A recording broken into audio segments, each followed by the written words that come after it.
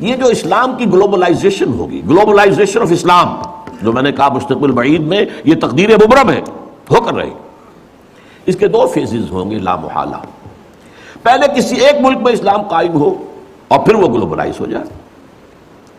اب نوٹ کیجئے اصل بات جو آج کہہ رہا ہوں پہلی مرتبہ، یہ جو ہمارے ہاں دو شخصیتوں کے بارے میں احادیث آئی ہیں پیشن گوئیاں، حضرت مہدی سلام اللہ علیہ اور حضرت عیسیٰ کا بارے دیگر نزول، ان دونوں کا تعلق گلوبلائزیشن آف اسلام سے ہے۔ اس سے پہلے کسی نہ کسی ملک میں اسلام پہلے قائم ہو چکا ہوگا طریق نبوی پر، جد و جہد سے، عمل سے، کوشش سے، انقلابی جد و جہد سے، ریولیوشنری اسٹرگل سے، جان نثاریوں سے، قربانیاں دے کر اسلام پہلے کہیں قائم ہو چکا ہوگا۔ پھر اس کی گلوبلائزیشن جو ہے اس کے اندر حضرت مہدی کا بھی ایک پارٹ ہے، اور پھر حضرت عیسیٰ علیہ السلام کا، جب وہ دوبارہ آئیں گے تو اس وقت فیصلہ کن رول ان کا۔ لیکن یہ ہے کہ اس سے پہلے کہیں ہوگا، یہ کہاں ہوگا، یہ میری آج کی پانچویں بات ہے۔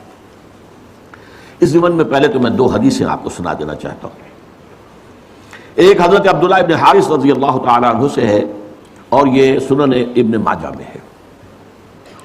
حضور نے فرمایا یخرج الناس من المشرق یعطون للمہدی، یعنی سلطان، مشرق سے فوجیں نکل کر آئیں گی جو عرب میں مہدی سلام علیہ کی حکومت کو قائم کریں گے، یعنی سلطان ہی، ان کے اقتدار، ان کی طاقت، ان کی قوت کو مستحکم کریں گے۔ یعنی پہلے مشرق کے کسی ملک میں اسلامی نظام قائم ہو چکے گا، تبھی تو آئیں گی نا وہاں سے فوجیں۔ یخرج الناس من المشرق یعطون للمہدی، یعنی سلطان ہی۔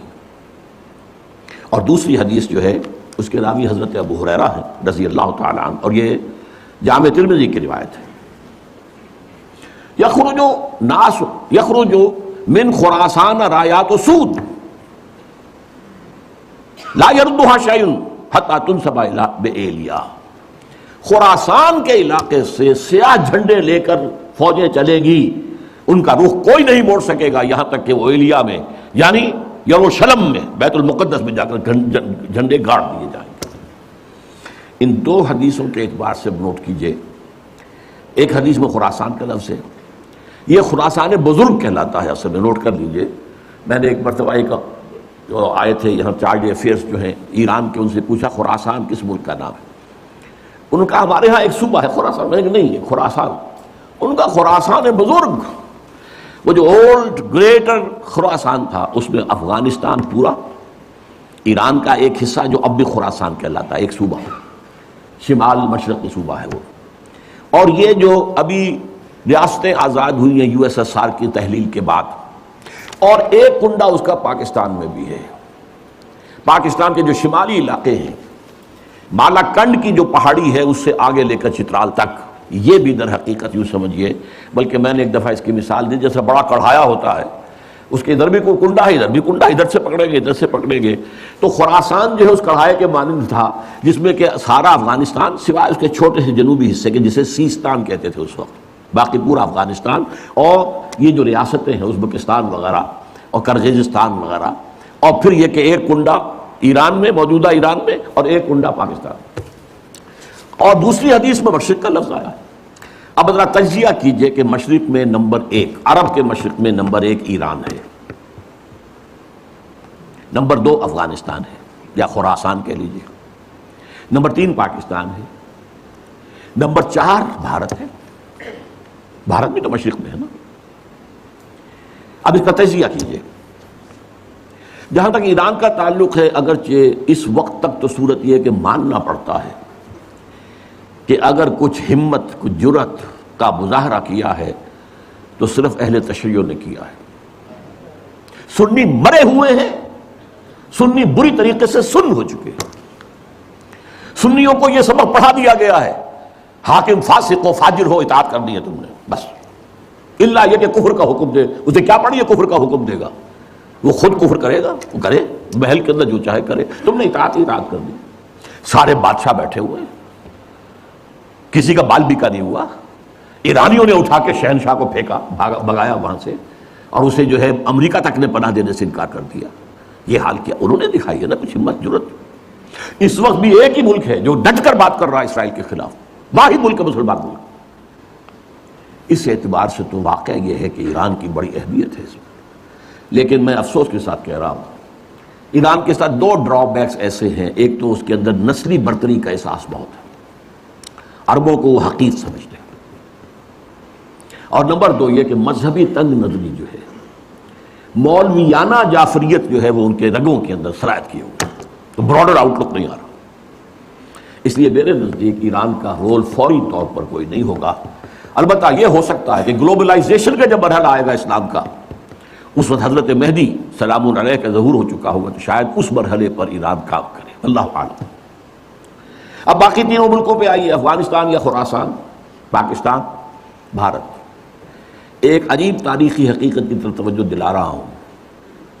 تاریخ میں بہت سے ایسے دور گزرے ہیں ہندوستان کی عظمت کے جس میں یہ تینوں ملک ایک تھے. وہ اشوکا کا دور ہو، وکرماجیت کا دور ہو، وہ چندرگپت موریہ کا دور ہو. آپ کو معلوم ہے بدھزم جو ہے اس کا سب سے بڑا مرکز تو افغانستان تھا. سب سے بڑا بت جو ہے وہ تو بامیان میں تھا جسے گرایا ہے جو طالبان نے. بدھا کا سب سے بڑا مجسمہ وہاں تھا. یہ سارا در حقیقت جو تہذیب، گندھارا تہذیب، یہ قندھار کیا ہے؟ گندھارا تہذیب جو ہے وہ تو بدھ مت تہذیب تھی. تو یہ تقریباً ایک ملک رہے. پھر پٹھانوں کے دور میں ایک رہے، پھر مغلوں کے دور میں ایک رہے. اور میں اب تاریخی بات یاد دلا رہا ہوں، کوسی جن نے کہا تھا یہ 1971 میں جب یہ بنگلہ دیش کا ہمارا فال ہوا ہے، اس کی تجویز تھی کہ ایک حکومت قائم کی جانی چاہیے، the United States of the great Indian peninsula. اس میں افغانستان، پاکستان، بھارت، بنگلہ دیش کو شامل کیا جائے. بہرحال یہ چیزیں میں نے، اور اب جو کچھ ہو رہا ہے ظاہر بات ہے کہ جب ہمیں دیکھ لیا کہ کمزور ہو رہے ہیں، ان کے پاؤں تو لڑکھڑا ہی رہے ہیں، یہ تو خاتمے کے قریبی ہیں، تبھی تو امید ہو رہی ہے انہیں کہ کوئی کنفیڈریشن ہو جائے. اڈوانی صاحب نے کھل کر کہا، آج سے پہلے تو کسی نے نہیں کہا تھا. ابھی ہمارے پاؤں جمے ہوئے تھے زمین میں، اب وہ لڑکھڑا رہے ہیں. بہرحال اس اعتبار سے ہم نہیں کہہ سکتے کہ یہ تینوں ملک جو ہیں ان میں سے اللہ تعالیٰ، ظاہر بات ہے کہ پہلے تو ہمیں سب سے زیادہ توقع جی پاکستان سے تھی. پاکستان اسی لیے بنایا گیا تھا، اس میں ہم فیل ہو چکے ہیں. It has to be admitted. ہم اپنا وجہ جواز کھو چکے ہیں، نظام دیت ختم ہو چکا.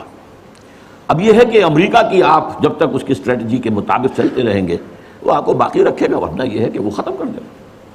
اور اگر ذرا سے بھی کوشش آپ نے کی کہ چائنا کی طرف لپکیں، اور جو کنٹینمنٹ آف چائنا کا حصار امریکہ بنانا چاہ رہا ہے، جس میں لیڈنگ رول اس نے دینا ہے بھارت کو، اور اس میں افغانستان بھی نتھی ہو چکا ہے. بھارت اور افغانستان کے درمیان تو تقریباً کانفیڈریشن قائم ہو چکی ہے، اور افغانستان ہمیشہ سے بھارت کا جو جھولی چک رہا ہے. یہ تو طالبان کے زمانے میں معاملہ بدلا تھا، یا یہ جو اینٹی رشین جو جہاد وہاں ہوا تھا اس میں معاملہ بدلا تھا. ورنہ آپ کے دل میں یہ ہوگا یا ہونا چاہیے کہ جب پاکستان وجود میں آیا ہے تو یونائٹڈ نیشنز کی ممبرشپ کی قرارداد جب پیش کی گئی کہ پاکستان کو بھی یونائٹڈ نیشنز کا یو این او کا ممبر بنا لیا جائے، تو ایک ہی ملک دنیا میں تھا جس نے مخالفت کی، وہ افغانستان تھا. آج اسی کی روح دوبارہ کرزئی کی شکل میں آپ کے سر پر سوار بیٹھی ہوئی. بہرحال یہ صورتحال جو ہے پاکستان کے بارے میں، اگر پاکستان نے کوشش کی تو پھر یہ کرنچ آئے گا ادھر سے بھی اور ادھر سے بھی. اور امریکہ کسی نہ کسی صورت میں ہماری ایٹمک جو ہے نیوٹرلائز کر کے صلاحیت کو کس شکل میں کرے گا یہ میں نہیں کہہ سکتا. 100 طریقے ان کے پاس موجود ہیں. ہمارا سارا نظام ہی جیم کر دے، کر سکتے، لیکن ڈو اٹ. عراق کا جو پہلی مرتبہ جنگ ہوئی تھی، سارا ان کا جو الیکٹرانک سسٹم تھا جیم کر دیا گیا. کیا کرے گا آپ؟ نہ رائڈر کام کر رہا ہے، نہ کچھ اور کام کر رہا ہے، نہ کمیونیکیشن ہے، کیسے لڑائی؟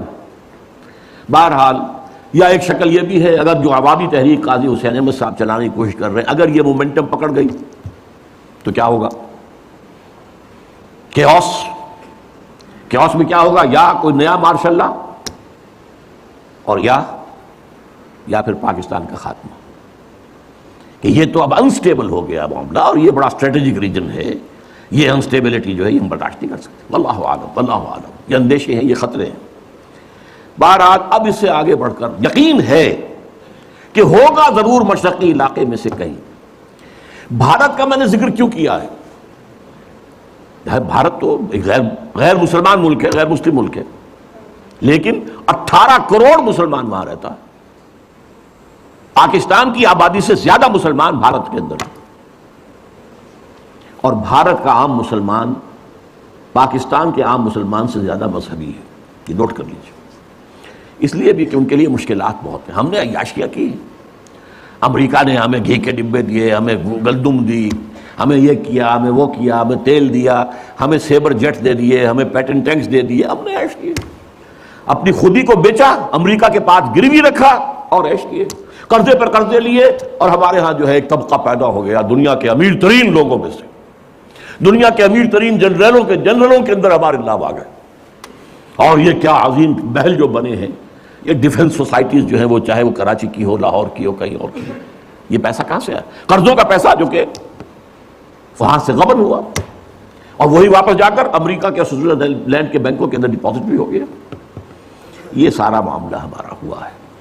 لیکن جیسا کہ میں نے عرض کیا، ایک اعتبار سے اب میں اس وقت گریٹر انڈیا کی بات کر رہا ہوں، پاکستان جمع بھارت جمع بنگلہ دیش، اس کا جو خاص رول تاریخ میں رہا ہے وہ میں نے کئی دفعہ بیان کیا، اس وقت صرف گنواؤں گا۔ سلسلہ مجددین جو ختم نبوت کے بعد سب سے بڑا سلسلہ ہے رشد و ہدایت کا، 1000 برس تک عالم عرب میں رہا، 11ویں صدی سے ہندوستان میں آ گیا۔ مجدد الفسانی کہاں؟ سرہند میں دفن ہے، ایسٹ پنجاب میں۔ 12ویں صدی کے مجدد شاہ ولی اللہ کہاں دفن ہے؟ دلی میں دفن ہے۔ 13ویں صدی کے مجدد شہید ہوئے بالا کوٹ میں۔ 14ویں صدی کے مجدد دفن ہے دیوبند میں۔ مجددین کا سلسلہ آیا۔ نمبر 2، جب سازشیں ہو رہی تھی خلافت کو ختم کرنے کے لیے تو تحریک خلافت چلی صرف ہندوستان میں، اور اتنے شور سے چلی کہ ہندو شریک ہو گئے اس میں۔ گاندھی کہاں خلافت شریک، معجزہ ہے۔ پھر ہر جگہ پر مسلمانوں نے آزادی حاصل کی لوکل نیشنلزم کی بنیاد پر، عرب نیشنلزم، ملئی نیشنلزم، اور مسلمانوں نے ملک بنایا پاکستان اسلام کی بنیاد، مسلم نیشن ہوڈ، اسلام کے نام۔ پھر یہ پاکستان وجود میں آیا ہے معجزے کے طور پر۔ اس میں بھی میری کتاب ہے، کاش کہ آپ لوگوں کے پڑھنے کی کوئی عادت ہو، دلچسپی ہو۔ استحکام پاکستان کے نام سے کتاب، میں نے ثابت کیا پاکستان کا قیام معجزہ تھا۔ اور سب سے بڑی بات، پاکستان لیلۃ القدر میں نازل ہوئی۔ اللہ تعالیٰ نے ہمیں کیا کیا چیزیں عطا کی تھیں جن میں سے ہم نے کسی کا حق ادا نہیں کیا۔ بہرحال بھارت کا معاملہ، اب دیکھیے، اگر تو مشرق کا معاملہ لیا جائے تو پاکستان اس میں میرے نزدیک سر فہرست تھا۔ اب بھی میں رائٹ آف نہیں کر رہا ہوں، ہو سکتا ہے پاکستان میں یہ پہلے بھی ایک معجزے سے قائم ہوا تھا اور اب بھی ہو سکتا ہے معجزہ ہو جائے، پھر دلوں کو یاد آ جائے پیام سجدہ، اور پھر جبھی خاک حرم سے آشنا ہو جائے، ہو سکتا ہے، پھر دلوں کو یاد آ جائے گا پیغام سجود، پھر جبھی خاک حرم سے آشنا، ہو سکتا ہے معجزے کے طور پر ہوگا۔ حالات اس کی طرف کوئی امید افزا صورتحال ہمیں نہیں دکھا رہے۔